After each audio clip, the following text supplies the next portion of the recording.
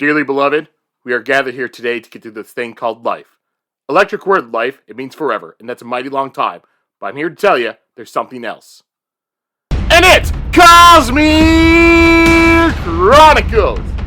The podcast we follow two first-time readers, Sheta and Justin, who chronicle their journey through Brandon Sanderson's Cosmere series. On today's episode, we'll be reading Warbreaker Chapters 5 through 10. So now, let's throw it over to the host of Cosmere Chronicles.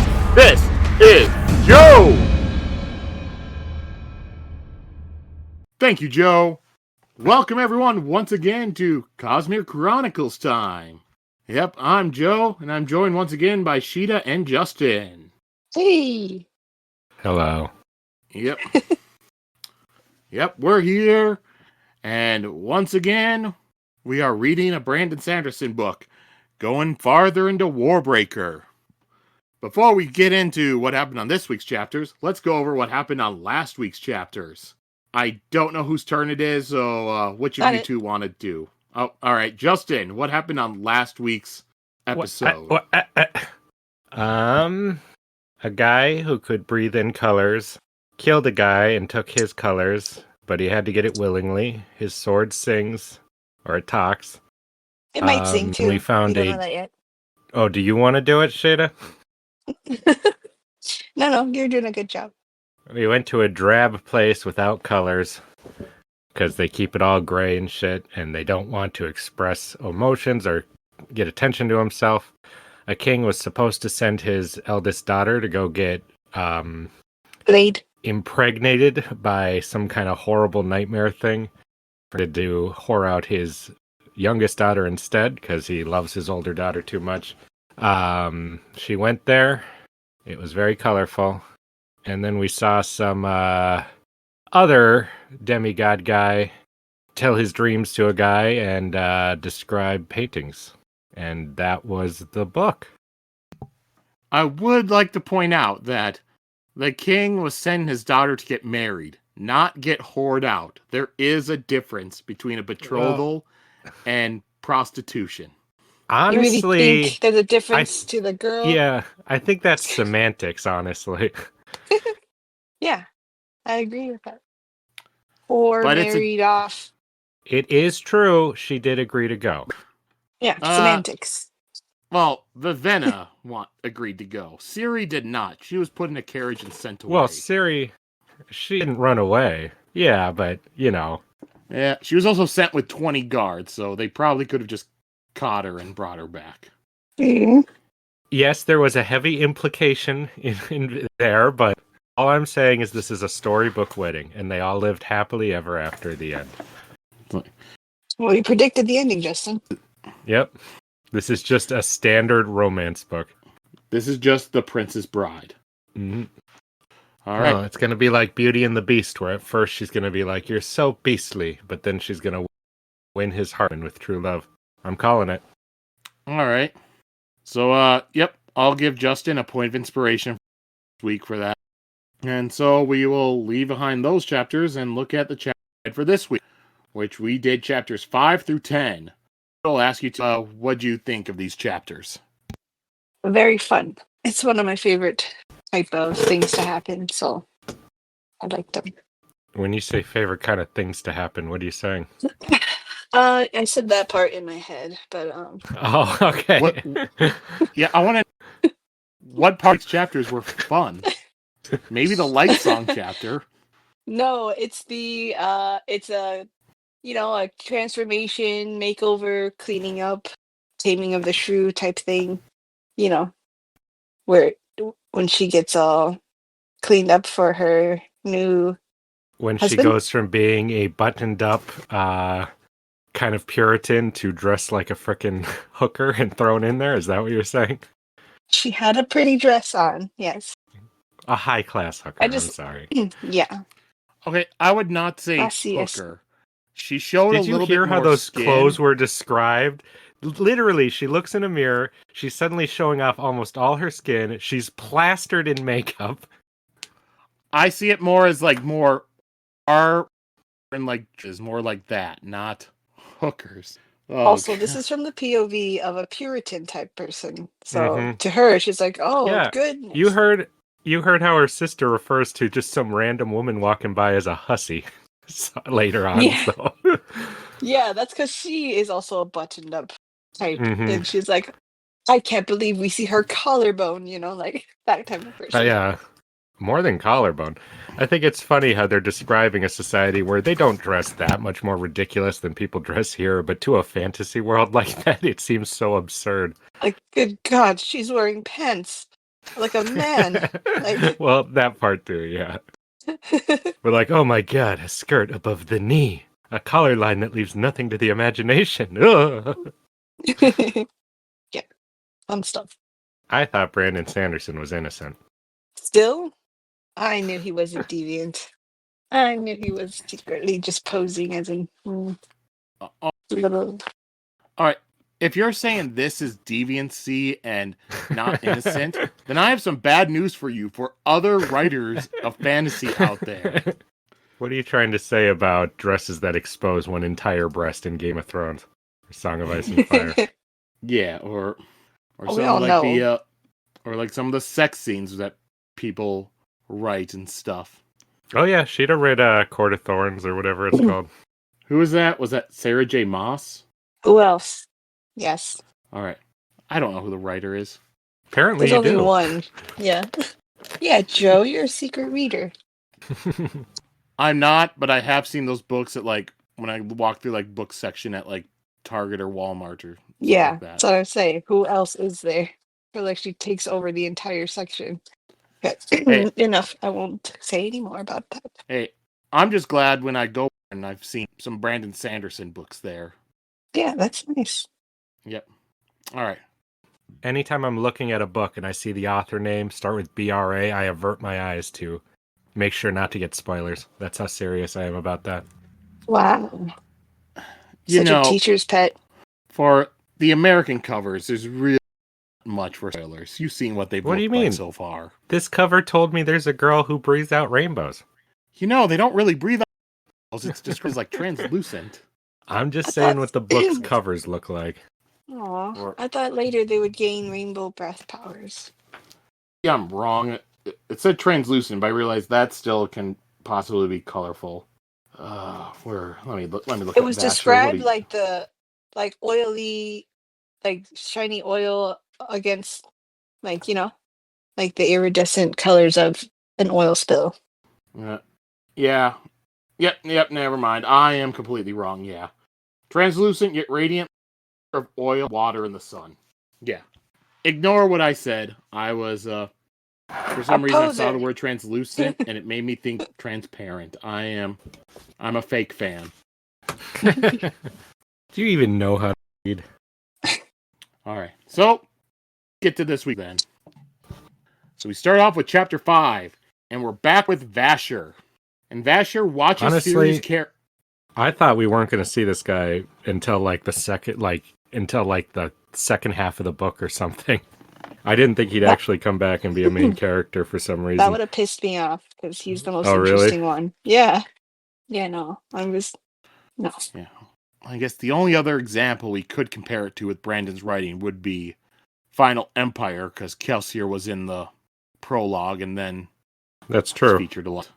Yeah, this guy's the new Kelsier, so I was like, he better not be just a epilogue or prologue character. Does that mean you're going to start shipping Vasher with Siri? I already have. Already have. Yeah. Immediately. Alright.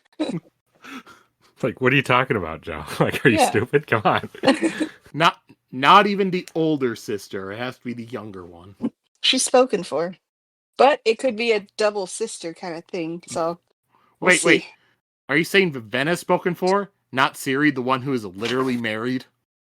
Well, there wasn't a wedding or consummation, so You're standing marriage. on thin ground here for whatever you're talking about. I don't know about you, but usually a marriage consists of some kind of thing like that, and nothing like that took place, so that's all I'm saying. She's get into an NTR situation with Siri and Vasher. NTR, what's up? It's like a Pretty much it'd be a cheating sort of storyline. Oh, adultery. Okay. Yes. Okay. I did not even get one sentence into saying this chapter before we started going off on these stupid shippings. Sorry, Joe. Sorry. Okay. Vasher watches Siri's carriage from the top of the wall into the court of gods. Thinks that they're going to complicate things. And Nightblood says that it should not affect Vasher's plans, but Vasher responds that she's going to get used. He awakens the tapestry to lower him to the ground, and then he uses hundreds of breaths in order to do so. He has so many breaths now that it doesn't really matter. And with how many breaths he has, he causes colors around him to dramatically brighten when he's near it, and this is noticeable even to normal people. And Vasher heads to a restaurant, and when he gets there, he sets Nightblood against a wall. And Nightblood gets stolen within a minute. Vasher sits down, and he waits until a priest named Bebed sits down at the table with him. Bebed had enough breaths in order to reach the first awakening. And Bebed would not have come to this meeting if Vasher had not exerted certain pressures upon him. Bebed tells him that he couldn't find out much, and Vasher responds they might have to let out news of Bebed's indiscretions. Bebed says that he's a priest of bright vision of the true and cannot betray them. After Vasher snaps at Bebed, Bebed tells him that there has been rumors that a faction of the Court of Gods is pushing for war with Idris, but Bebed doesn't know why. Vasher tells him that Hallandren has sound reasons to want to slaughter Idris. The royal family were called rebels, but they are really the true Hallandren royal family. Vasher says that Hallandren would win a war, but Bebed responds that it would be a terrible idea because of Kalad's phantoms. He also states that Idris won't go down easy like Var, and they could also get help from the countries beyond the mountains. The Idrians aren't foolish enough to raise the tariffs of trade through the mountains too high, but the people in Hallandren are afraid that they could do it. Vasher asks for some information about the rebels that are still in the city. Bebed tries to not give him the information, but Vasher presses. Bebed says that his lady isn't interested in this stuff, so he doesn't know. But Vasher could try maybe one of Mercy Star's priests, or Bluefingers, the palace steward and head of the scribes. So then Vasher leaves the restaurant, and he finds Nightblood stabbed in the of the thief who had taken him, as well as a dead cut purse. Nightblood tells Vasher that he had lost his temper in that restaurant. And he also says that Vasher and the priest rely too much on words, and that's not how he'd do it. Vasher responds that Nightblood's way would involve more corpses, and Nightblood answers that, well, he is a sword. It's really interesting to me to learn that this is the kind of guy who doesn't care if his sword kills a cut purse who grabs it quick. Like, that's dangerous. You oughta built that thing to yourself. Yeah. I almost wonder if he puts it there. Maybe the sword needs a certain amount of blood every day or so he puts it out, you know? Or fuck thieves. Like, who cares? Deal at your own discretion. One of those. It's just interesting to see. Not really a man of the people, I don't think. No, definitely not. Especially in a society where, like, we just read a whole book about ska thieves, and they were shown somewhat sympathetically because they're so exploited and fucked over, and it sounds like this world has a somewhat similar setup, you know? So it's really, I feel like we learn a lot about this guy just from that little part. Alright, and then the scene jumps over to Lightsong, and he watches Siri's carriage pull up to the palace. Laramir asks if Lightsong's happy to have a queen, and Lightsong answers that he's happy just to not have to do the petitions today. And he asks what they know about her. Laramir answers that they were surprised that the Idrians had sent the youngest daughter instead of the oldest. And Lightsong wonders what this means. And Lightsong, thinks more about the dream that he had this morning, and now he remembers it more clearly. If you remember the dream, it was like a boat on a sea of red. Now he remembers that the sea was red because Teteller was in flames, and he could hear people screaming in the dream. Soldiers were fighting the streets. And it makes Lightsong uncomfortable that because his dreams are considered prophetic. Laramar says that he does not like the queen's arrival. They haven't had a queen in 30 years, and he doesn't know how the different factions are going to wind up dealing with her. But Lightsong tries to blow off the politics, and Laramar reminds him that he's technically a politician. Lightsong wonders if he could bribe one of the other gods to take his lifeless commands, because he wants to be just completely useless to the city. Lightsong ponders about how Dedelin had sent his youngest daughter, If Didel hadn't said any daughter, then it would have meant war. But even though he has now, there will still be warhawks among the gods who won't let the issue die. Larmer asks what the Idrian rebels will do now, but Lightsong responds that the Idrians don't consider themselves rebels. They have a new home in the mountains, and they are not waiting for the day to return to Hallandren in triumph. And then Lightsong asks for more wine, even though he cannot get drunk, but he can pretend to be drunk. And this guy is not happy. Yeah, it's interesting. He's very interesting. That he is supposed to be the god of like bravery or something, and he's like this. I think it says a lot about the state of things. Like, what's there to be brave about right now? Kind of reminds me of Thor from the MCU. Like just kind of a layabout. Like a warrior. Yeah, a warrior without things he cares about is just unhappy and like, yeah, a layabout. Now, do you believe that these names have anything to do with what they actually are and aren't just tossed onto them? I do think it is a part of their core. Whether or not it's awakened or not, is another thing. Hmm. They haven't earned their cutie mark yet. Oh God, no! I'm never asking you a question again. Well, last week he did say that he was told that he died some brave ways. That's why he's the god of bravery. Told he did. I don't believe anything that these priests say. Yeah, no way. This whole system smells fishy to me. Uh-huh. And they love eating fish. Yeah, it is a port city. I hate you both. I quit the podcast. You love us. They talk about it a bit later, but I think it's interesting that it almost seems like the people of this city are surprised that, Idris even sent that queen or a princess over to get married. Like, they all seemed like they kind of just expected them not to. But when we see from the king's perspective, he's like, we have no choice, you know? Mm-hmm. All right, so now we'll move on to chapter 6.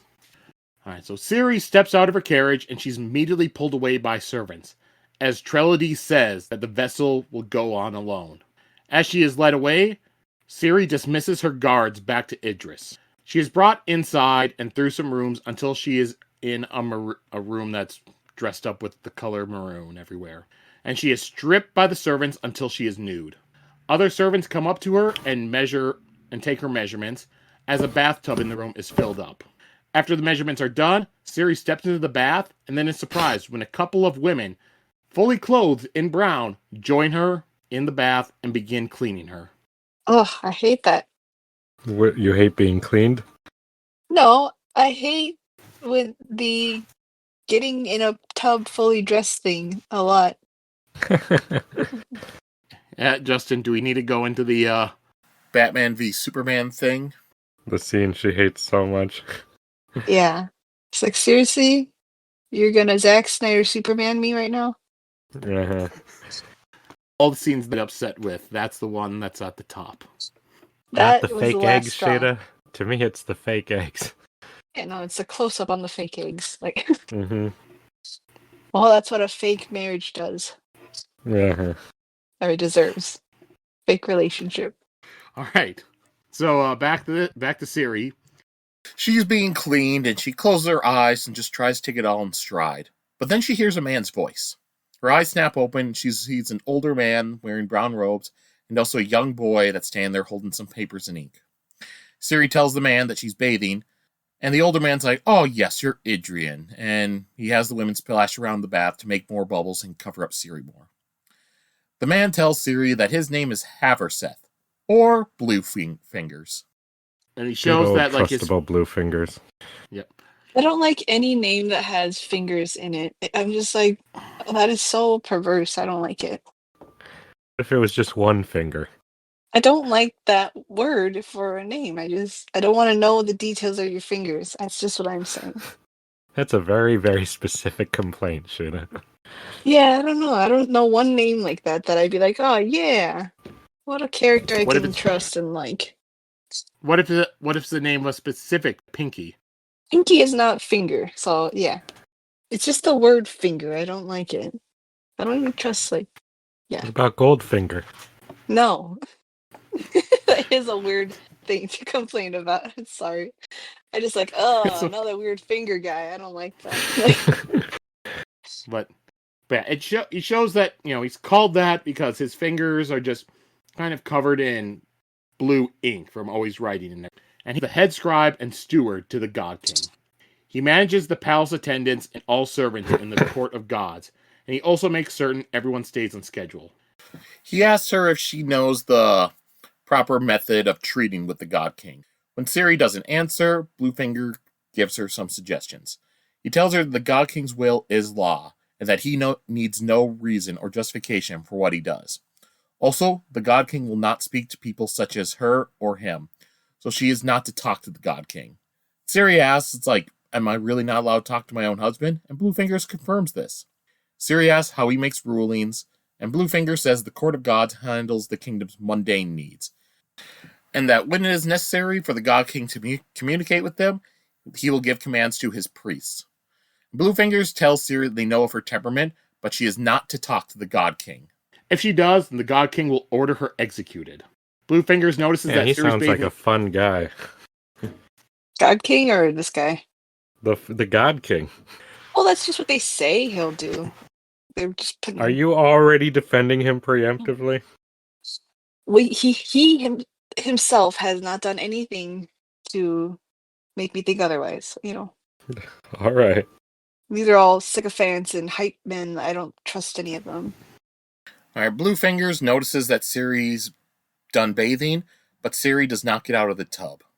So Bluefinger sighs and turns around along with the boy. So while they're looking away, Siri gets out, and then she's put into another tub to rinse off, dip down in that. And then there's a third tub that she's dipped into, which is a perfumed bath. And then the servant women dry Siri. After they are done and Siri's in a robe, Bluefingers leads them into another room with a chair in the middle. Siri sits down in the chair, and the servants begin to work on her nails, while others try to brush out the snarls in her hair. But Siri tells them, just cut it all off. After they do, Siri focuses, and the royal locks begin to grow. Wow. She grows her hair until it reaches down her back. And Bluefinger leaves to deal with a few things, but says he will be back shortly. Siri gets her makeup done, and she thinks about what is to come. She hadn't expected to be married yet, and now she is going to a man's bed. She knew what was going to happen, but she was still petrified. Bluefingers returns with an elderly man who is one of the healers. The man is here to make sure that Siri is a maiden and that she doesn't have certain diseases. Siri reluctantly removes her robe for the inspection. She thinks about Susabron, the God King, and how he had been a stillborn, but then returned. Ugh. The healer that. says that Siri is healthy and also likely a maiden. I like likely because And she Siri rides is the yellow- horses, right? Yeah. That's always the excuse. Siri notices the yellow floor around the healer was too bright, and she realizes that this healer was an awakener. And it frightens her a little bit. Servants bring in a blue and silver dress and put it on Siri. She looks in the mirror and is surprised by the color of the dress and her makeup. It was like nothing she had ever seen. And then she's led into a hallway of the deepest black, with only Bluefingers in it. Directly across from her was a large door plated in gold. Bluefingers tells her that it is one of the God King's sleeping chambers. She is here at his sufferance, and she is here to see to his needs. She is to enter the room and then remove her clothing and bow until her head is touching the ground.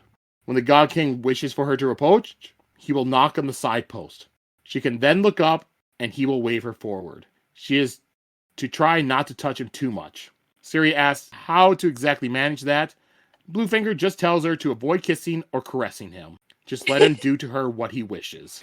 I like how he only guesses that's what to do. He has no fucking idea, you know?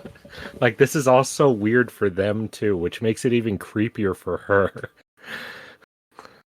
Yeah, this is why I don't really trust any of this stuff. Like, they sound like a bunch of kids making up a new, traditions. Like, okay, now I have to turn around twice and then, spin around, it's all superstitious and weird. And Well, this is actually why I do start to trust it a little more, because if this was just some on-high thing manipulating these gods completely, including the top one, all the rituals would be completely set, and it would make it look like they have full knowledge. But these These people seem like they're just as scared as everyone else, and they barely know what they're supposed to do. They just know that this is what you're kind of supposed to do, but we'll see how it works, you know? Huh. Like the kind of like nervousness Bluefingers has here, me in Siri's perspective makes me even more freaked out as I'm led in there, you know? It really makes me wonder what the older sister would be like, because it said she was kind of trained in some of these things at least. So I wonder if there's some knowledge she'd have, or if she would be just as like freaked out this whole time. Yeah. Who knows what she was like taught, quote, you know? Mhm. Like, is that even accurate to whatever the heck's going on in the actual city, you know? I think Vivenna was taught about culture and everything like that, but I don't think they taught her about, going in there, kneeling naked, and then how to. The 2 knocks He on will the he will post. knock, yeah. He will summon you. Oh god. Yeah, I really felt the dread of her going in here. So I was like, did he say he was gonna do that, or was that just something like they told him No, that he he had doesn't to talk do? to anyone. At I know, most, that's it what would I either be mean. some old ritual or the priests that he communicates That's what I'm with said to. saying. There's no I feel like no one's in charge.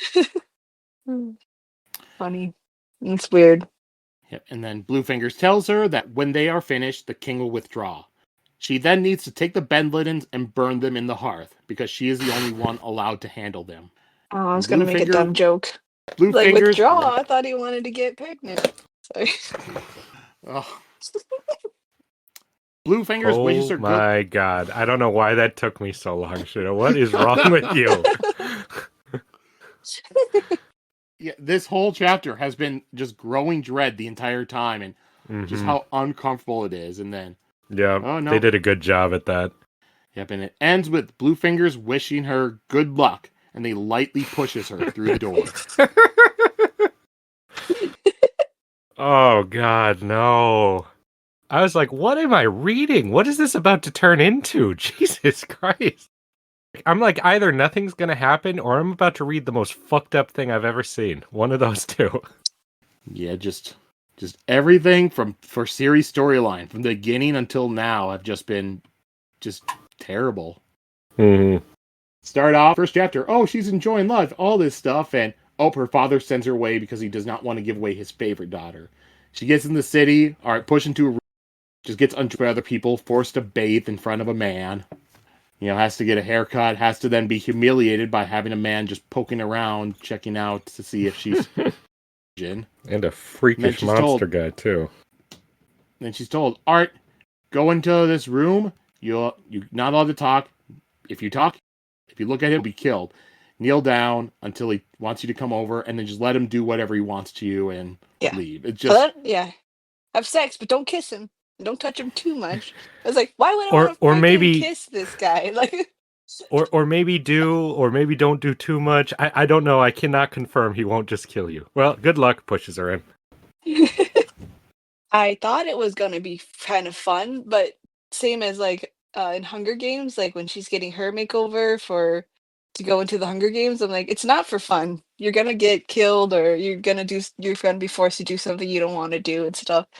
So I don't know why, but I really enjoy these kind of like dystopian makeovers, like where they like the very specific genre of dystopian makeovers. Yeah. Where you're awkwardly walked through while a bunch of professionals doll you up.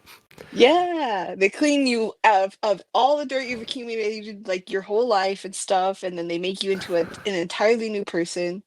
Yeah, I don't know why I like that. Maybe I just need to go to a spa where they do that to me. That sounds fun.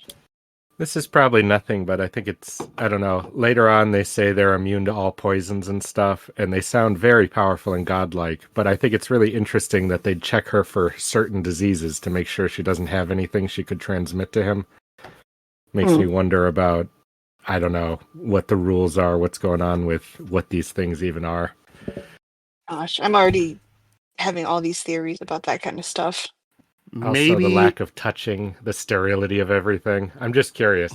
No, I definitely would be kind of pissed if I was a god king and I opened it up and she had chlamydia going on or something, just for grossness. Well, but you gave the god king clap. It could like you're It could also sound that maybe he was checking her out for any diseases that would make her not able to get pregnant or something like that. Yeah, that I also don't know makes how sense. he could just Magic. expecting would be able to tell him that, but yeah. He's got gynecology magic. Let me breathe into you and figure it out. I'm resisting many potential jokes I'm going to not do because this is already gross and creepy enough. Yeah, Is it about blowing someone? Sorry. No, it's not. And you shouldn't be doing that. I'm resisting. We've already lost enough readers already, Sheta. Okay, from I'm so your sorry. withdraw Let's joke. Continue.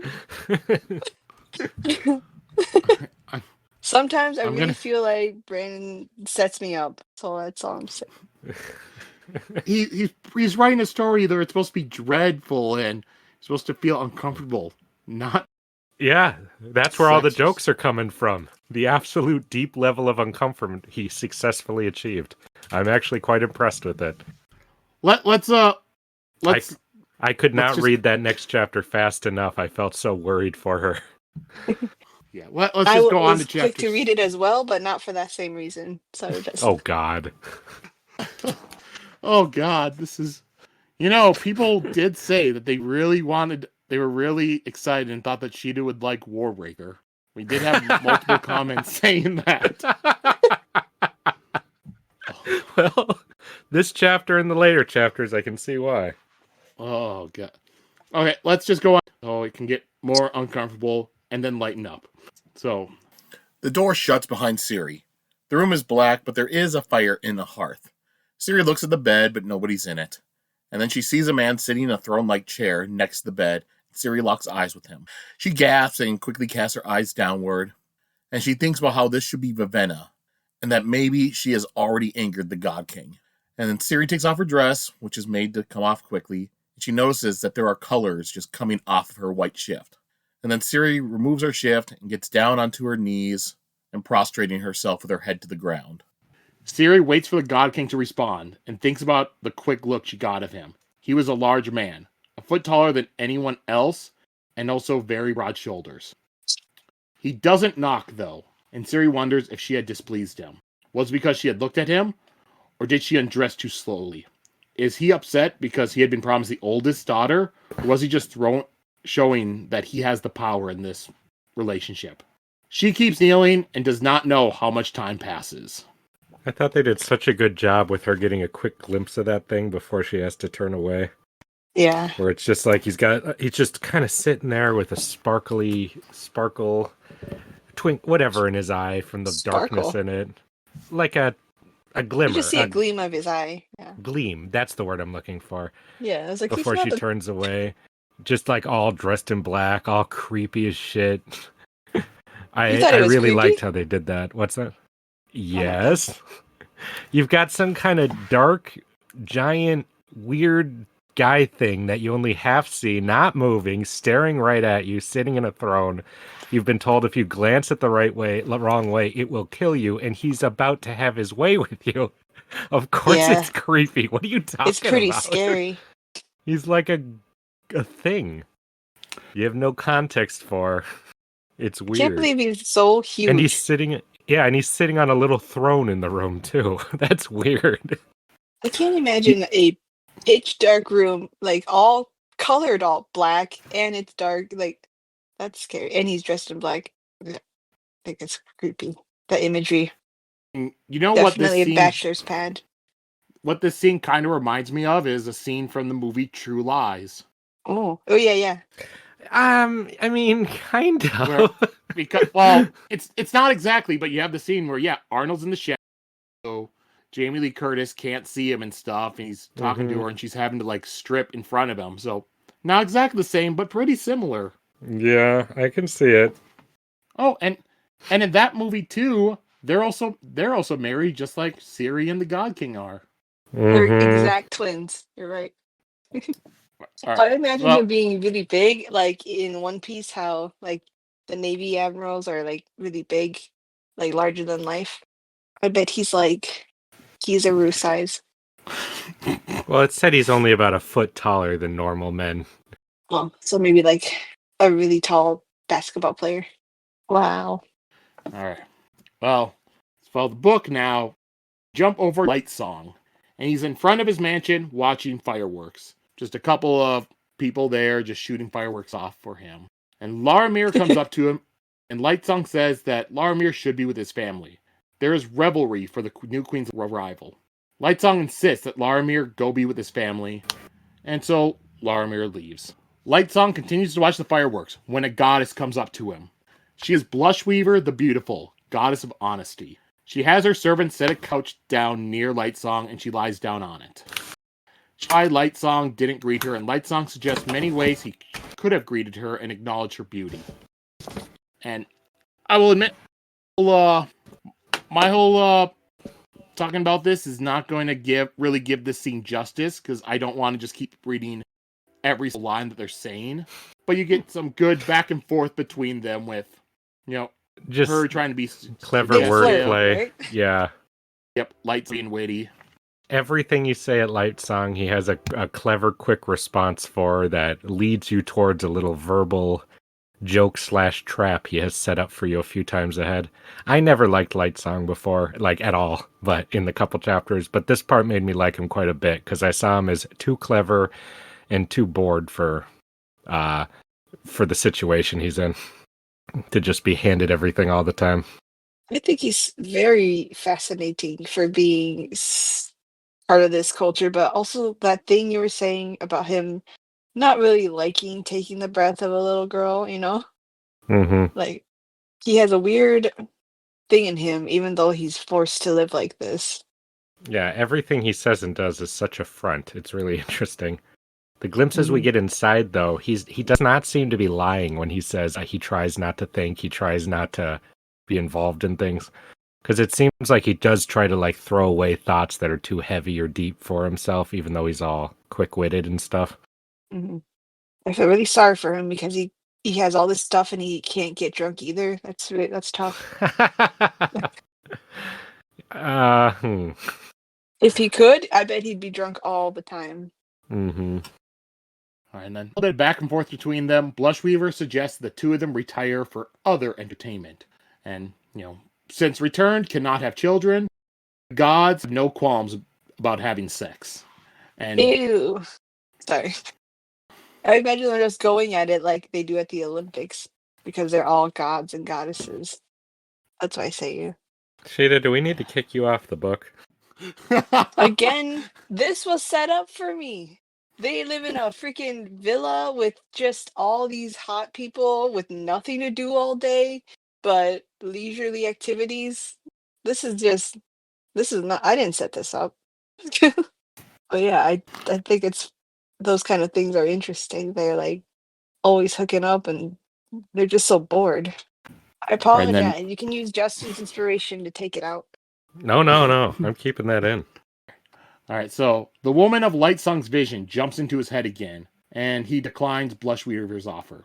He tells her that he's just too lazy, and she asks if he really is too lazy for sex. Lightsong says he's a poor example of a god. Blushweaver tells Lightsong that he confuses her. How could he have slept with Calmseer, but consistently ignore Blushweaver? And Lightsong thinks that Calmseer was the last honorable returned. This is where we get a little glimpse of he's a little deeper than he pretends to be. Yeah.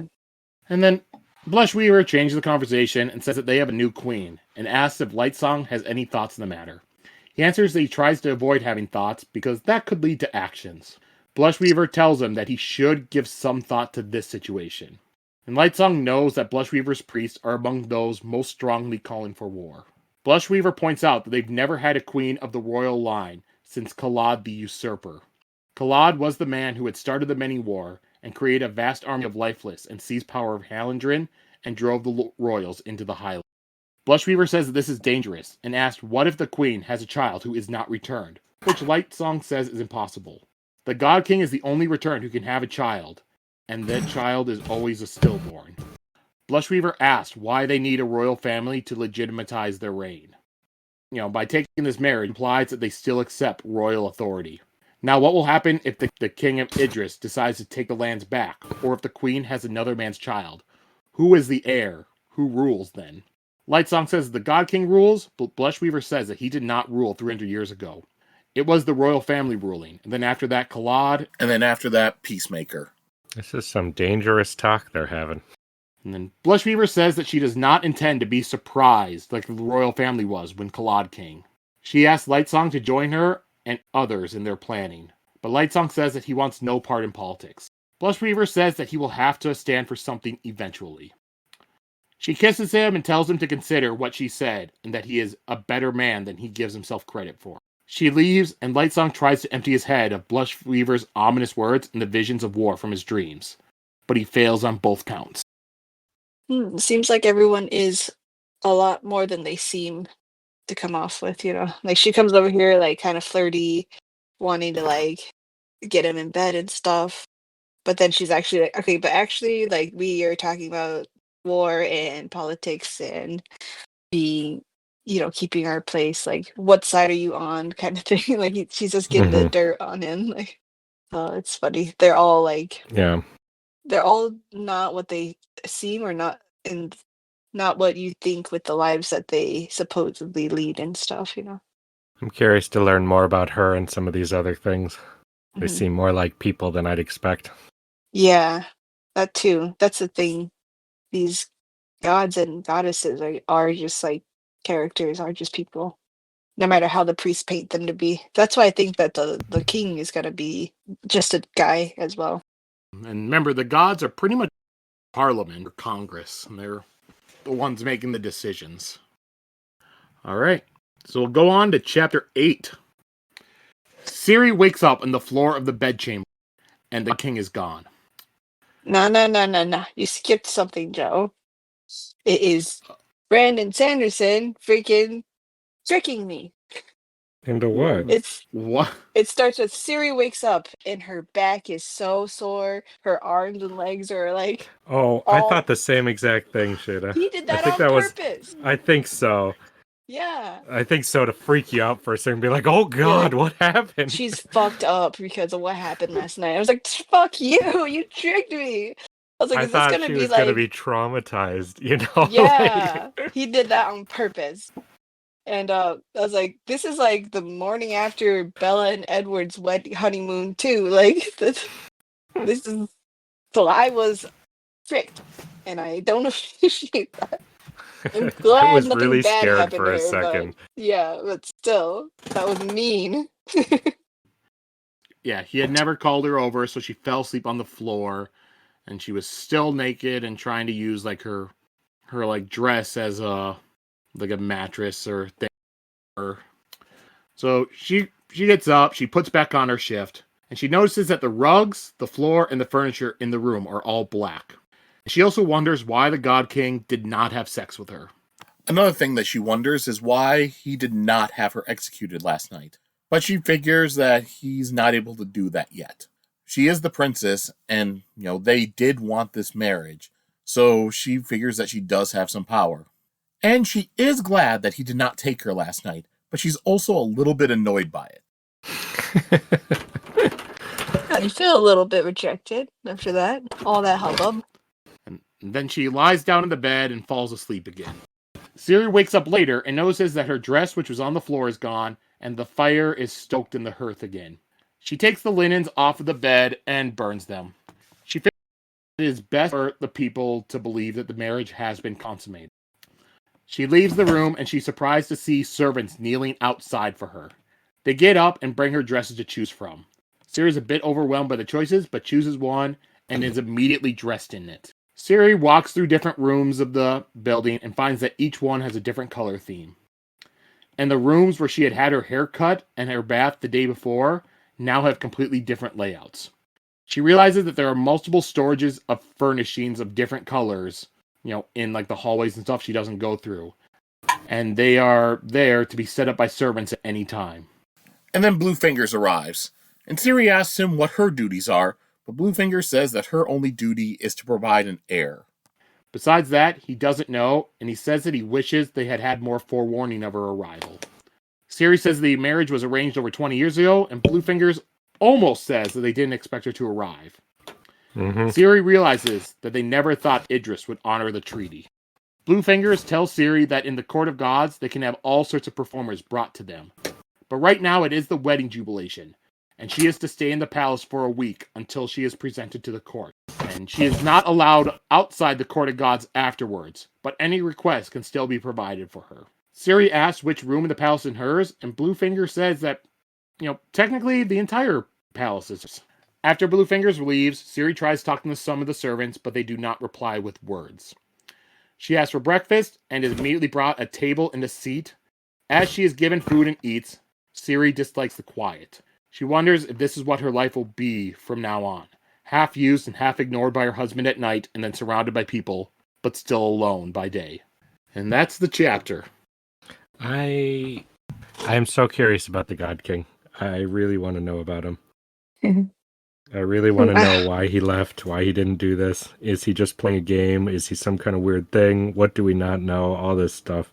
Yeah, I do. I wonder that too. When is the shoe going to drop about it? What's the shoe? Is he a mindless creature, or is he some dude? Like, what does he care about? Is he like, yeah, just what is it in that? I hope that he's not gonna just like die or something, and then like we don't learn anything. Well, we got That's to my see the Lord that's my Ruler fear. talk. The what? We got to see the Lord Ruler talk and do stuff For before like he a died. second, I was kind of I see. disappointed in that as well. I wanted him to be a character, but he was a trick character. All the hubbub about him, and then like he's not even a big part of the story. So I hope that doesn't happen with this king, because it's hard to write characters like that and not just have them be the main character. They're so powerful. Oh, you want him to be like an actual primary character, though? Is that what you're saying? Well, not primary, but it's maybe secondary. I settle for, maybe her boyfriend. Yeah, that's what I'm saying. Like a POV character. Mhm. I don't expect that at all. I can't imagine it, so that's why I don't have high hopes for that. I do want to say also, I didn't say this last chapter, but I really thought it was fun that they measured her real quick and then quickly made it her a dress to wear for 2 seconds before taking off. I thought that was funny. Also, they made it so it'd be quick to slip off and stuff. Yeah, that was interesting. Seen this so far, everything's all there to be set up quickly for her. Mm-hmm. Oh yeah, I want food. Immediately runs in with, the table and chair of that color for the room, and then 15 minutes later, here's food. We saw Blushweaver earlier walking, and her servants brought a couch with her to go sit down at Lightsong's place. They can't have a moment of 15 minutes? non-comfort. 15 whole minutes? I might have to execute a couple servants. That's crazy. I want to see their storage areas in the underground storage that they do, like at Disney, where they just like hide all that from the guests and stuff. They just want it to seem like it magically appears. Like, yes, all the green chairs are going to be under this floorboard or in this closet and stuff. Like, it's very interesting. All right, so let's move on to chapter 9. And we're going to jump over to Vivenna. And Vivenna arrives into Teller, and she thinks that it is the ugliest place she has ever seen. She hates all the color everywhere, and she finds the women to be just showing too much skin. She has come to the city in order to save Siri. She knew it was a bold plan, but nobody else was going to help Siri. And Vivenna has also come with a man named Parlin. She had asked him to help, and she knew that he would not be able to refuse her because he fancied her. He was kind of a hunter, and he spent his time in the forest and stuff like that. Vivenna waits for him underneath the statue of a soldier as he scouts out ahead, and she's annoyed to see him return wearing a green hat. And Parlin explains that a man in the market said it was popular, but Vivenna says that it is ridiculous and makes him take it off. So cute. Vivenna thinks about Siri and how joyful she was growing up. She was infuriating, but also innocent. If their two countries are going to go to war, the Vivenna will have to rescue Siri before that happens. She might even try to fake Siri's death, so that way it could be possibly seen, as just her dying, so that way they would not provoke hostilities. I'm glad to know she has at least half a plan. I thought she was just going to wander in with nothing. Of course, it's Vivenna, Justin. She is so smart. She doesn't seem particularly smart to me. She seems very well trained and in control. Yes, only smart people can do that. Mm-hmm. Since nobody would have suspected her of doing this, something like this, Vivenna was able to get food and supplies by saying that she was making emergency kits. And she had said that she was taking an expedition, up into a higher part of the mountain to get important roots. So that has given her time to get ahead of people that may try to search for her. She had arranged a maid to give her father a letter telling him what she did. And that letter should be given to him tonight. She doesn't know how her father would react, but she did warn him in the letter that if she saw Idris soldiers searching for her, then she would walk up to the court of gods and try to exchange herself for Siri. She did worry that could just wind up with the God King taking both princesses to provide him pleasure. Double princesses. I don't think her father's going to be very happy about this personally, from what we've seen about him. What would he be happy about us? Like, oh yeah, great idea. All right, Vivenna and Parlin head to a restaurant. She had sent a letter ahead to the chief spy to tell her, Lemix. Yeah, her father had introduced her to him through letters. That way she would be able to get to know him and he would listen to her in the future. And she has informed Lemix to check out this restaurant every day around noon, and she will meet up with him. She and Parlin sit down at the table, and after a few moments, Parlin decides he wants to get up and check outside the restaurant, just scope it out. Vivenna gives him the okay and he leaves. And after he leaves, she thinks about that she should just send him back to Idris, but the fear of being completely alone is just too much. Back in Idris, her plan was to save Siri seemed a lot more simple than it is now that she's actually seen the city. How will she get into the court of gods and save her sister? I think plan is a very ambitious word for what it sounds like she has here, though. Yeah, the whole town and culture that they come from seems so naive and like gullible and different from the city. Like she's like, "Oh, we got away almost too smoothly," and I was like, "Yeah, because everyone is like you. Like it's gonna be hard from now on. I think now that they're in the other city." Not out in the sticks. Yeah. I just have to say that Vivenna's reaction to the city and the people is like I really related to that. Like when I go to a super Walmart in the city and she was like, and I have like a panic attack because there's so many people. That's what it sounds You're like. comparing this to going to Walmart? You haven't been to Walmart in the city. It's packed with people being weird and just it's so crowded. Yeah, and I know what a crowded Walmart's like. I'd imagine this is going to be 20 million times that, though. Yeah, but it's the way she described it, I felt it. That's all. I was like, yes, I'm the Yeah, same. you're selling yourself as much more of a yokel than you are, Sheta. When you go to them Walmarts in the big city, oh, man, that's overwhelming. That is not even you. What are you talking I am about? not comparable to this beautiful princess warrior, Justin. That's all I'm saying. Warrior come from? Yeah, I don't She's know. got a either. warrior's heart. She's fighting and she's strong. I am not even 10% of that, so that's all I'm saying. All right. And then a man that she did not recognize sits down at her table and says that he hates being a mercenary. They get a bad name just for doing their job. Vivenna asks who he is, as another man sits down next to her, wearing a cudgel on his back and a colorful bird sitting on top of the cudgel. The first man says that he is Denth, and that the other one is Tonkfa, and they are here to kill her. And that's the end of the chapter. Now, I'm going to say, with how the next chapter starts, this is the most bullshit chapter ending I've ever read. I felt that too. I was like, I hate these guys. Not that I hate these guys, just that I'm like, oh, bullshit. Don't cut the chapter there. Just go another sentence. Yeah, no. The humor of them feels like the freaking brigands from Tangled that she goes to meet. They're just a bunch of jokey, light guys, light-hearted guys, or light-humored. I guess even if you're going the Disney route like that, you even have the pet sidekick. Exactly. I was like, and he has a parrot, and they're just like fun guys, even though they're like supposed to be mercenaries or criminals.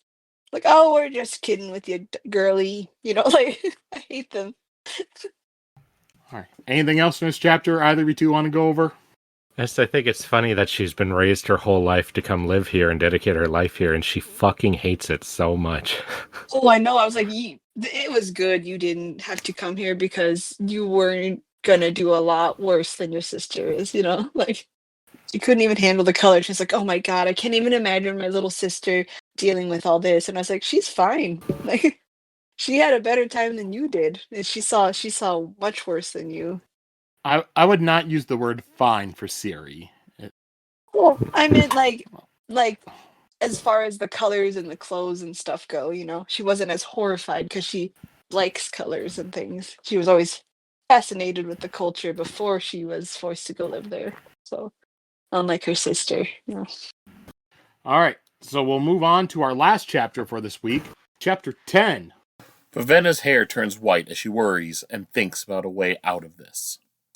And then the two men begin laughing, and Dent says that was just a bit of mercenary humor. Tongfa says, what was that? I just made the noise too. Sorry. To be like, yeah, it was just a joke. Alright, Tongfa says that sometimes they kill, but they don't murder. They aren't assassins. And Dent points out that assassins now, they get respect, even though they are just mercenaries with fancier names.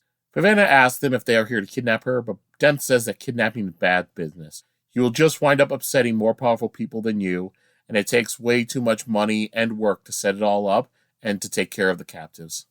Vivenna deduces that they are working for Lemix, and Dent confirms it. Vivenna asks where he is, and Tongfa tells her that he has the fevers.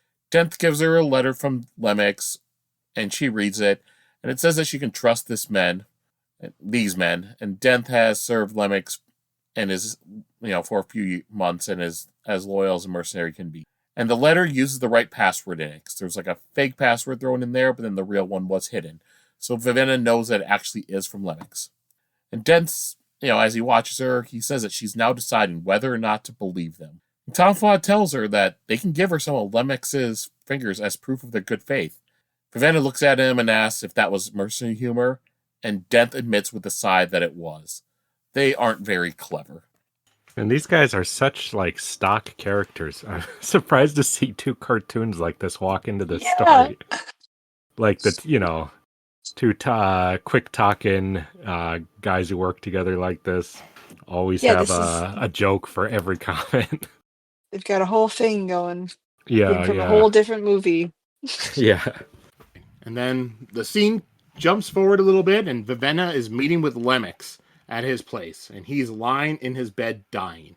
A nurse explains that, that Lemix is going in and out of lucidity. After the nurse leaves, Vivenna tries to get Lemix to give her the names of the spy network in the city, but he's too out of it and says that he will not give in to her torture.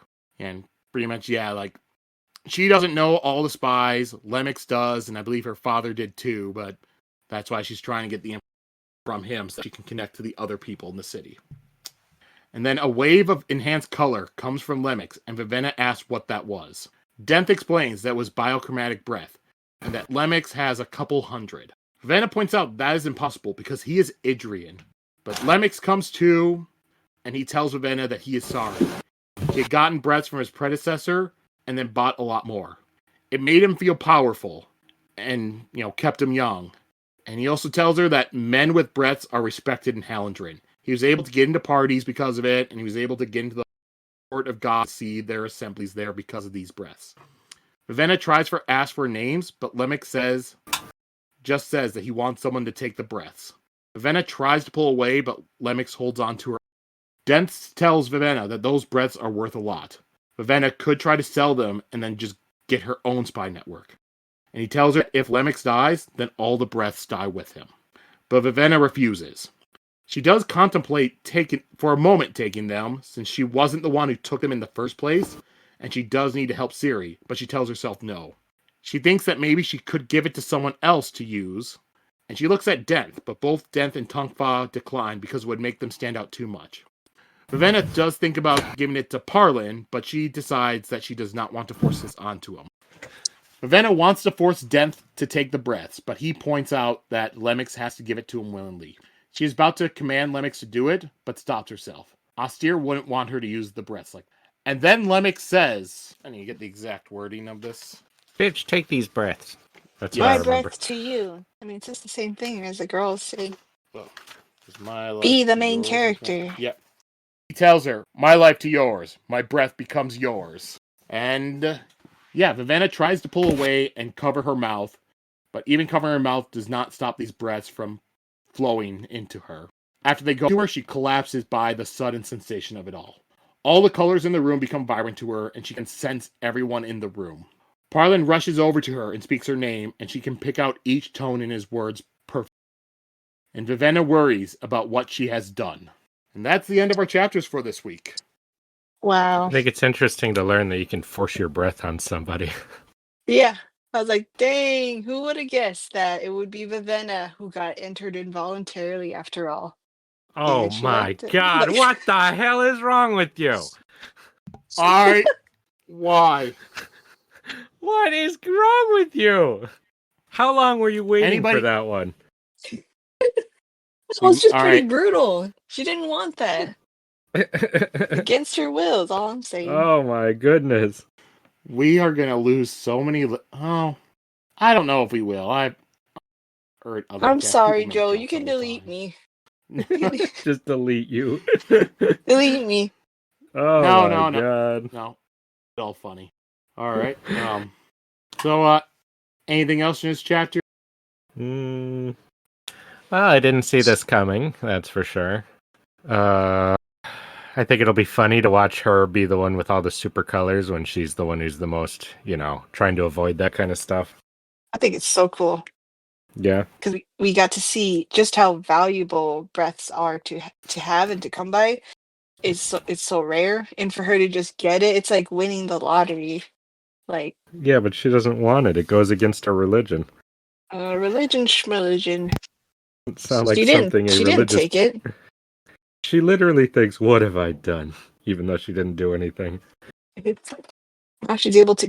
She will be able to be a badass superhero like I want her to be. I wonder. When they come in and this guy's just dying, I was like, where the hell is this scene going? I don't know why I didn't put together. Obviously, it would be this. So sad. I was looking forward to meeting this character. Really? Well, you did meet him. Yeah. Well, I mean, getting up to know him and have him be a character. I was even like getting ready to cast him in my head and stuff, you know. Really? Yeah. I was like, well, I guess not anymore. No, I never thought he was going to be anything. Well, if we have nothing else for this chapter, then we can go on to our theories and predictions segment. Okay.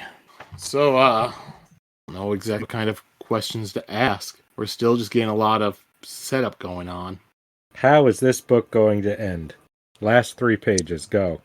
Well, no, that's going to be the end of it. It's week 2 of the book, so I always ask you at the end of the book. Oh, do you? Uh-oh. Yep. All right, we finally met the God King.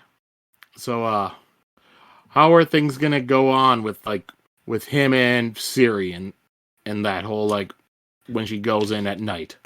I don't think that the consummation's going to happen. If it didn't happen here, I don't think it's going to happen later. It's usually how it is, yeah. Unless Siri, of course, does tame the beast and they fall in love. Just same as Justin. Sorry, nothing more to add. And then I guess I'll ask, will Lightsong get involved with Blushweaver's plans and that sort? Yes, he'll have to. Either get involved with it or fight against it in some way. I don't know why, but I feel like he's gonna like see Siri and like fall in love with her or something. I don't know. I just get that that's gonna happen. He's all Well- bored, and then he'll see Siri like riding a horse or something, and he'll be like, "Oh, who's that?" Or he'll remind her of the she's woman he married sees to in his king. his dreams. Yeah, that's what I mean. Yeah, he'll be like, "That's the woman from my dreams, who I was in love with in another life." I'm just curious why, out of all the other gods, we are following Lightsong instead of any other one. So, like, Well, what makes because him special? You know? Because he's not into it, He has sympathies Yeah. for normal stuff. I think, I think he's going to side with the good guys in the book instead Yeah, I of know being with that. the nobles and stuff. But why? And like, isn't anyone else gonna join? Oh, why? Because he's the brave one, obviously. Stupid. Jeez, don't be too mean to yourself. All right, and then my other question. Shit, I lost it. I was gonna ask it, but now I've lost it. Wow, how exciting. Oh yeah, how will Vivenna's father react? What will he do after he gets this letter saying what she's done? Probably send someone to retrieve her, I would assume. Stealthily. Hmm. Or just break down crying like a loser, one of the Like, two. bitch, I did this all for nothing.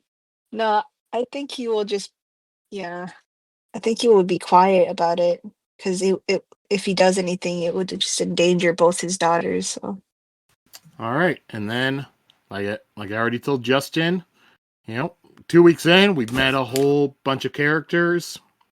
So now it's just to ask you, what's the plot of this book? What's going to happen? How is it going to end? I have so little to work with. well, it sounds like, That's the point. yeah, got a handful of chapters, but it sounds like it'll be some kind of internal, like, political thing with people who want to side with fighting the royal family or not and stuff. And we have those elements. So our other guy, the human guy, what's his name in the in the prologue? He, huh? Vasher? Yes, Vasher. He will be, part of that kind of rebellion. We still don't really know what they want, so that'll be that weird third element. And then our All right. characters will be split. Yeah. How's it going to end? Yeah. Oh, it's the big Get war, of detailed. course.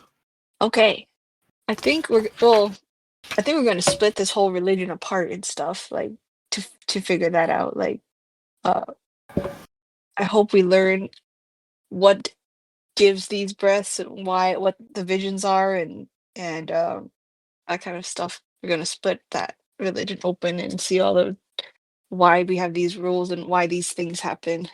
So then our characters will have to make their choice. I think it will be some kind of similar thing with real gods from another universe coming in. Oh, geez, what? That got exciting. Yeah, it's that universe we were talking about on the other side. The other side of what? The other side of when they die.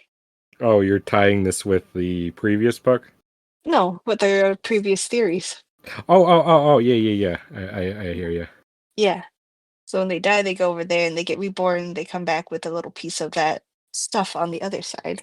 So while they fight within their house, they are going to actually have to fight something from another world. Not to put aside their differences. All right, Justin? All right. I'm going to have a much more nonsensical, out of my ass, detailed one. Vasher is he's planning to kill the God King, and he's going to do that on a wedding night. And then Siri is going to Well, he's a bit late for either that be now. blamed for it. Yeah. I'm Wedding night sorry, on already the happened. during the consummation. I'm sorry. The night that he That's already actually is happened too. going Sorry. the night that he actually is going to do it, that's the night he's going to jump in, and it'll save her from being impregnated, but it will also make it look like she killed him. But then they won't be able to kill her because she'll convince them that she's impregnated. So she's going to be Oh. executed soon, and she can only hold it off so long. Her sister is going to desperately use all her powers to try to save her and wind up becoming deeply involved with that rebellion in order to try to overthrow this whole thing just to save her. Our god guy, what's he gonna do? The returned guy is going to learn about the conspiracy going on behind the scenes to manipulate the gods and how the gods aren't actually in charge. And he is going to do something to stop them from being revived, which is going to turn them all against him. And he's going to have to go against this life of luxury and go live with the common folk and have a totally different perspective. And what piece am I missing? Am I missing any major characters so far, Sheta? What about the brothers? Or the one brother, at least. What brother? Like Vivenna and them's family. Oh, none of them What? matter. They're all going to go to war because there's going to be a war between the two sides at the same time. Everything's going to fall apart. And then Vivenna's going to sadly die. She's going to give her breath to What? Siri, and Siri will be the Warbreaker. And Cool. because of her unique position, I'm missing something with Vasher, but that's what I got. That's my ending. And then everyone lives happily ever after, except So is Vivenna. Siri now like the queen leading everything at the end? At the very end, she's going to be able to take that role because she's of the noble blood, and she'll wind up marrying one of the other nobles who are out in the hills out there. Yep. I am 98% sure this is what's going to happen at the end of this book, based on absolutely nothing. It's Well, you pretty. based it on 10 chapters worth of book. What were you going to say, Sheta? I said I agree with 90% of that, except what about? I think that Lightsong is going to have a major romance I don't. because he's But I forgot the seeing a sword. woman. Oh yeah, but yeah, he's seeing another a woman's face from a past life. So I think that Oh will yeah, I come into play. didn't factor that in. That's Mhm. I'm gonna agree with you on what we were talking about last week. He's gonna be involved with the god aspect, and whatever they're manipulating, they'll whatever glitch is causing people to come back like this, he'll sacrifice his life to fix. He's gonna die too. Everyone's gonna die. The sword, though, the sword's what I'm missing. I have no idea what the sword will do. The sword will be the real king. I don't Maybe think so. What? So Uh, the person that Siri marries at the end will be the sword? I think she's yes. saying his true spirit will come out. You're right, Shita. Yep. And I don't know about that. I think the sword's just been like, you know how they can like use the colors to make things move. I think that one just had like an unprecedented amount of colors put into it that actually gave it a deeper semblance of life. I think that the first soul or the first person's breath in the body becomes the personality of the thing, and that's what the sword is. Could be. Except that it refers to itself as a sword, but it could have the personality. You're right. You're right. Yeah, he's a little crazy because he's a sword now. That tends to happen. Yeah, and it's always sad when they get like, I don't remember. I'm just a sword, like. But I think that, yeah, if they could expel his spirit, he might be someone special. I don't Yeah, agree with that, but I'll take it. he's the prince that Siri will marry from the Lost Kingdom. What's the Lost Kingdom? You said she will marry some prince from the hills, and I was like, that's the prince. No, the people who are out there who are the true nobility, they said, or the true royalty. And why do you Yeah, think that's he was her. turned into a sword? Yeah. No, but the rebels, the ones who are rebelling Then specifically. she would be marrying her brother No, because that's the one family. the ones that they claim are rebels are the Idrians. They were talking about her family. Oh, was it? Yeah. Because like 300 years and Kalad took over. He went and he had the Many War, and that forced the royals out of Hallandrin because they were the people leading Hallandrin at Mm-hmm. the mountains. And so now the Hallandrins consider them rebels against them. Well, then my entire theory falls apart. Well, he could be a noble still. And maybe Nightblood, it's just a soul eater situation. Where in the manga, anime soul eater, the weapons are also just kind of people. They'll be normal people and they'll turn into a weapon to kill and stuff. No, definitely the prince. I think we have enough evidence to be sure of that, at least. Nightblood is the prince that was promised. All right, do either of you two have any other theories of your own? Or Just that I think that the God King, I think they keep him sterile. I think there's more reasons for people not interacting with him than just him thinking he's better than everyone or their faith believing he is. I think that he's either a mindless husk or he's very easily contaminated and sickened. I don't like that. That's creepy. Yes, it is. Yeah, it's creepy to me if they make him like all mindless and not right in the head. Like it's the way they talked about him being a stillborn freak, like unnatural zombie freak and stuff. That's what I was scared of. Mm-hmm.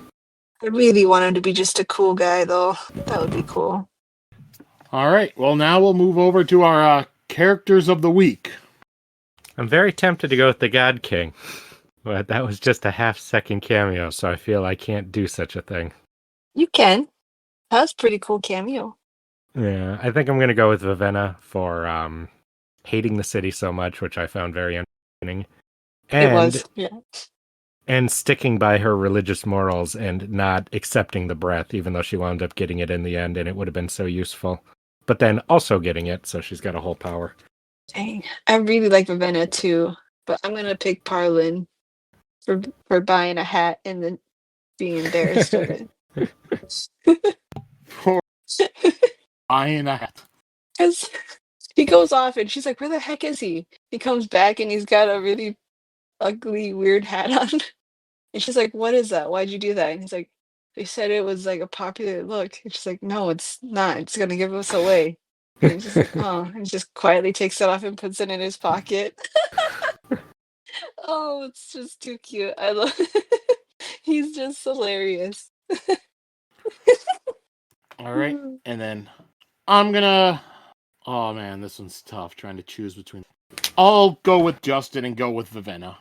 I liked her in these chapters, just like you said, hating the city and stuff, just being really against it, but also deal with how she hates the stuff in order to save her sister, and just really caring about, just showing how much she does love and sister, even after her father just kind of discarded her sister for nothing, and now having to face what she's going to do when she has all these breaths and it goes against like her moral beliefs. Mm-hmm. All right, so next we'll go into quotes. Okay, mine is just a quick little quote about it's with Vivenna and Parlin, and they're at the restaurant. Let's see. Okay. It seemed significant to her that places like restaurants could exist in Hallandren. Places meant to feed not travelers, but the locals who couldn't be bothered to prepare their own food and dine at their own homes. I just felt so judged when she said that, but then also like I was like, that's true. They are weird. Like, why would that exist? Why would you do that? Oh, that's funny. It just shows the difference in her culture and her beliefs and stuff. Like, why would you not have a home cooked meal in the comfort of your home? And Have this is somebody just else do it for you. Seems like such a foreign concept to her, or a weird concept. yeah, and to go out and do it. And it's not like you're traveling, like that's the idea. Like it's not like you're traveling and you don't have a choice but to eat somewhere like this. It's people, the locals who would leave and go eat there and stuff. It's just funny. Not out of necessity. It's like for fun or something. Mine is when Siri's waiting in the room. She waited, hair pure white, arrogance and stubbornness discarded, naked in more than one way. This was where she ended up. This was where all her independent sense of freedom came to an end. No matter what she claimed or how she felt, in the end, she had to bow to authority, just like anyone else. I thought that part was so sad for her to be feeling and thinking there, with the whole Aw. first chapters being like, I'm sassy and I do what I want, But she's Yeah. in a situation where she's able to do that, And no matter how free she feels when she's in a situation like this where her life is on the line, she feels she has no choice. And I think that's very scary and very harrowing to go through for somebody like that. All right. Vivenna, as a devout daughter of Austria. Austria? I need to listen to the audio. Astra is what they say. Austria. Yeah, All right. As a devout daughter of Austria, she practiced all her life to avoid standing out. She could hide in a vast, disorganized city like Teteller. And vast it was. She'd memorized maps, but they hadn't prepared her for the sight, sound, scent, and colors of the city. Even the livestock wore bright ribbons. Vivenna stood at the side of the road, stooped beside a building draped in flapping streamers. In front of her, a herdsman drove a small flock of sheep toward the air. Each one dyed a different color. Won't that ruin the wool? Vivenna thought sourly. The different colors on the animals clashed so terribly that she had to look away. Poor Siri, she thought, caught up in all of this, locked in the court of gods, probably so overwhelmed that she can barely think. Anna had been to deal with the terrors of Hallandrin. Though the colors sickened her, she had the fortitude to withstand them. How would little Siri manage? I just like this as a counterpart to the what I did last week with Siri coming to the city, seeing how big, vast it is, all the colors, and thinking it looked beautiful and liking it all. And then you have Vivenna coming into the same city, seeing all the colors and sights and all the people, and just hating it, being against it, but It thinking that sickened her. that she had been trained for this, so that way she can it as even though she hates it so much. It's funny. That's that. Now I'm gonna go over just a couple comments we had gotten on our. This will be on our wrap-up episode. Oof. So first would be from Alcade946. You forgot to rate the absolute best ship, Hoyd and Lady Kliss. Two informants who conveniently were never seen again after Final Empire. Clearly Hoyd whisked her away to whatever strange place we will see him next. Plus, can you imagine them arguing like a married couple? Lady Kliss will return. She'll be married to Hoyd, apparently. Yeah. She's too good for Hoyd. No one's too good for Hoyd. I don't know who the fuck Hoyd is. I don't know who Lady Kliss... Like, I don't know anything about Lady Kliss either. I don't know anything about these people. All right, and then next we have the Reader Warrior comment. I would agree that this book did not showcase the end of the world vibes as much as it could have, possibly should have, but might I offer forward that perhaps that was the point. A big part of the story was that Vin and Ellen were still looking for the ATM, which was useless. Even Sazed wrote that, in the epigraphs, if they went underground and farmed some mushrooms, they might have survived. But they were all having their attention drawn toward Ruin, stopping him, getting the ATM, etc., that they ignored a lot of that. There was that moment when Spook broke free of Ruin's control, saw the horror, as well as when Sazed kneeled next to the former vessels of Ruin and Preservation, when he saw the world was burning. I think you're right that they should have done more showcases of that dying world, but it should have come from TenSoon, like when he went to Luthadel or got stuck behind the lava flow. He tried to warn the Khandra and Vin, but his words were not heard. Like us, we ignored the end of the world because others are focused on what was causing it. Also, I just wanted to see it. have you guys... No theme stuff. I just wanted to see it. Yeah. I like world destruction things. Yeah, I like watching things get destroyed. I want to see stuff blow up. Is that what you say? That's my response. What about the explosions? Explosions. Also, have you guys realized yet that TenSoon never saw Vin again after he helped kill Zane? Oh. No, that's sad. Well, here's another sad one for you. Vin and Ellen's first dance was also their last dance. Oh. My main disagreement on Spook is about him being turned into Mistborn at the end. I don't know if I want him dead just because he could die. This next one is in all caps. We reminded you about Gorodel literally every episode since Well of Ascension.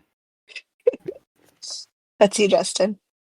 You know why I recognize the name? Because I'm being told that I don't remember who it is, so by that I can figure out who it is by context. If you just asked me, what do you think of Gorodel? I would have been like, which one was that again? Justin's very bad with names. Yeah, the thing is, I like Gorodel. I really liked his death. I thought it was a really good part, but I just cannot remember who the fuck he is, that's all. Milan is directly stated to be like a daughter to TenSoon. Sheta's quote, I wanted to see more of TenSoon's love interest. Then again, Sheta did ship Kelsier and Vin, who he also described as a daughter. Hey, I feel like I'm getting revealed. I don't like this. Also, I don't remember the book TenSoon saying that he thought of Milan as a daughter. I don't remember that Joe? line. See? What? Is that you saying that, Joe? It could be there. Maybe I missed it. But I remember him being embarrassed, didn't want her and to see her and stuff. And it's kind of implied that he's like a mentor figure to her. But I don't remember it actually saying. Yeah. But of course, I could have missed it. No, I was looking for it and I didn't see it. Sheta just wants Kelsier in it less, so she didn't get attached to him. Or more, so he can do something she won't like that will make his death okay. I don't think it would ever. And now I we don't get to think the there's part. anything Calcier could possibly do that would make Sheta like her less. Well, now we'll get to the part that shipping reactions. Oh God! His reaction to that. no. Sheta places Vin and Ellen at the of her chest. Me already upset, and realizing he's going to claim Vin/Zane, Kelsier, Straff, or even Tensoon would be better. Grabs glass daggers. Oh, Okay, no. to be fair, Sheta never claimed that Vin and Straff were better. No, I didn't. That's because that's the the choice. That's thanks to Joe. You should be criticized for this heinous claim. You know what? I'm just going to skip Sheta's ships. Lord Ruler knows they're capsized at the bottom of the boiling sea. It was something to listen to, that's for sure. And now he takes one of my quotes. I didn't allow Ellen and Tyndall because there wasn't anything romantic set up. And his response, in all caps, why did you let Milan and Tensoon hop on this godforsaken ship train? We did not learn of their relationship until the end when he kind of says that. I just Otherwise, want to point out the ships had nothing to do with me. I did not, I was not pushing for them. I argued against it. This is not my part of the podcast. Oh, I knew it would be hilarious and funny, and that we would not take it so seriously to get pissed off at people for it. I do. I hate all of you now. I just haven't shown it. Oh, I already knew that. I did post a in the YouTube comments about that Tensoon Milan part. I just So, and Yeah. pretty much what I said was I originally didn't have the Tensoon Milan ship in there, but added it later. I did this because I remembered that when I first read the book, I'd gotten a feeling that they were a past romance for Tensoon. It wasn't until later, after I finished the book, that I learned that it was more of a mentor relationship with Milan having a hero worship thing going on. But since my initial feelings were romance, that's why I put it on, because others may have thought the same thing. Yeah, I felt that as well. And for Kandra, they're not human. They lived way longer than we do. So their ideas of that kind of thing are probably a lot different than a human perspective would be. So that's why, as well, for me, like it wouldn't be so weird. I can't wait until you all can listen to Shardcast Ship It or Rip It. What the hell is that? Yeah, I had to quickly look it up after he said this. It looks like it's another podcast, and they would take like 2 random Cosmere characters and then decide whether those 2 characters should be shipped. Oh God. Makes me think of a panel we went at one of the entrants where they did that. They just picked 2 random anime characters from a hat and then discussed whether they should be shipped. I'm glad I didn't go to that one. That's yours. It was okay. It wasn't the best. All right. And then he asked, what about the ship? Melland and Kliss. Man, Who's everyone's Melland? shipping Kliss. It was the first guy that Vin danced with at a party. Then that's Oh it. yeah, That's all he yeah, does. yeah. Joe, I believe you're absolutely right. It was raining when Vin and Kelsier attacked Creed. But that even draws more symbolism, as the 2 times it rains, snow/altitude doesn't count, is at the Lord Ruler's castle. Then he says that he was referring to Sentinel Prime in Transformers 1, not the Leonard Nimoy one. And Oh God, the Leonard Nimoy he one. says, I reckon I'm watching it. It's good. Yeah. And then, congrats again on finishing the Mistborn trilogy. And then he just puts, see, his comments are getting shorter. Thank you.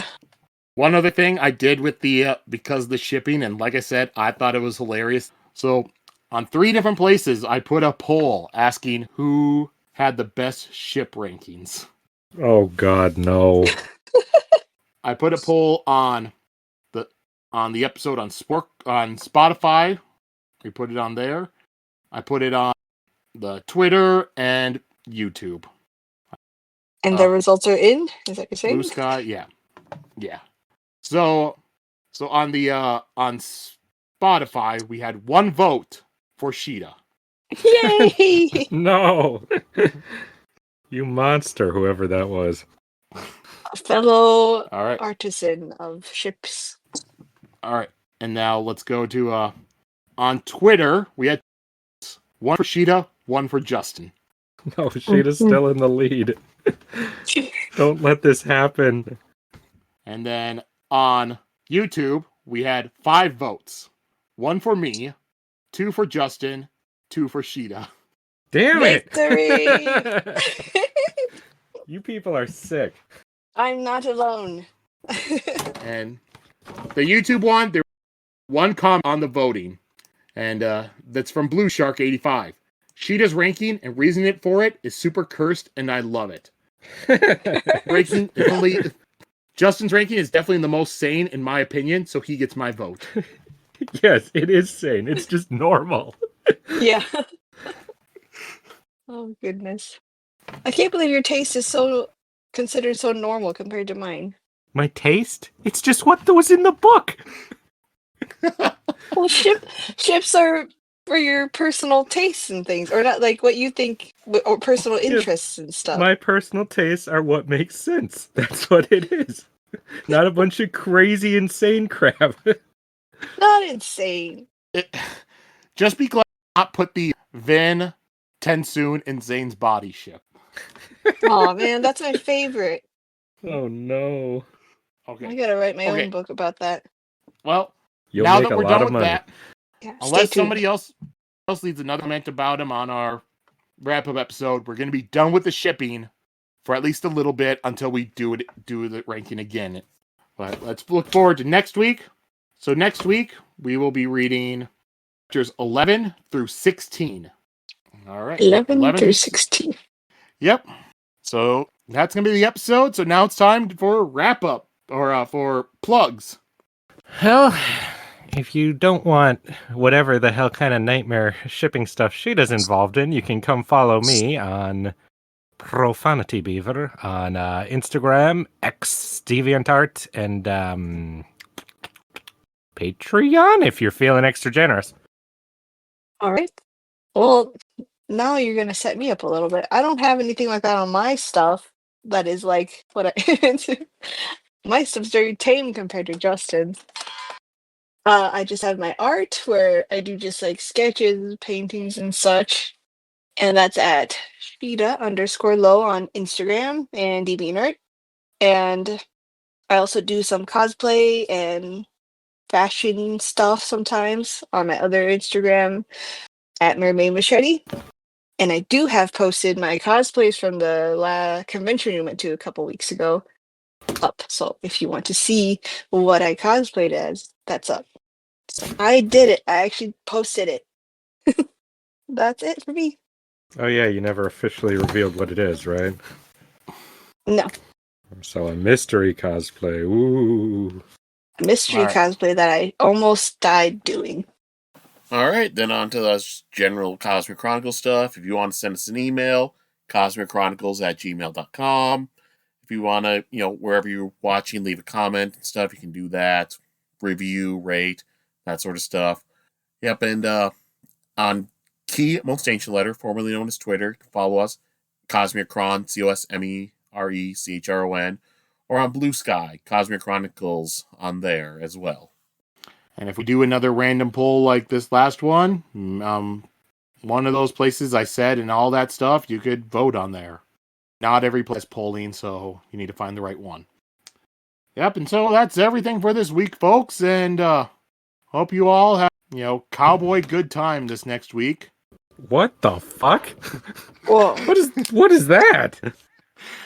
I don't know. Come up with being funny or something that works. I'll Is that a take it. thing? Everyone Gonna have a likes cowboy cowboys. good time, son. What's that mean? First time I've heard it, but I approve. Just say it Sounds in like like a a really good boomhauer time. voice. Have a cowboy good time, y'all. Dang old Dang cowboy old. good time. Yeah, dang old cowboy good time, tell you. Oh,